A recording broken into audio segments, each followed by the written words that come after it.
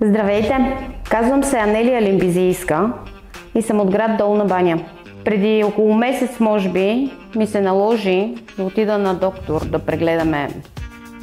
Всъщност трябваше да отидем на преглед мамлок.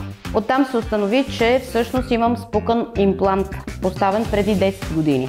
След което решихме, че няма да правим операция в България, а ще потърсим медицинска помощ извън България.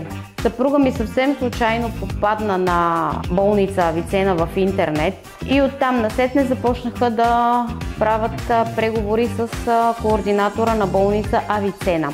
Координатора Недждет Исмаилов му обясни по най-добрия начин какво следва да се направи. След около седмица след преговорите с Недждет, ние дойдохме в болница Авицена, направихме консултация лично с доктора, който Чанер Каям, и след консултацията веднага ни обърнаха внимание, веднага се състоя всъщност операцията и на следващата сутрин се събудих вече чисто нова. Искам да изкажа благодарността си към болницата, която всъщност се чувства като у дома си. Целият екип, докторите, искам да изкажа огромната си благодарност към това семейство. Всъщност то стана всъщност семейство на нас, защото ни обгрижваха от сутрин до вечер.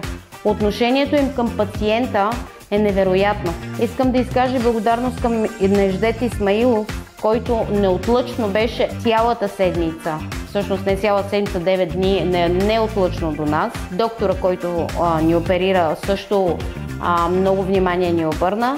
И за това, имате ли нужда, заповядайте в болница Авицена.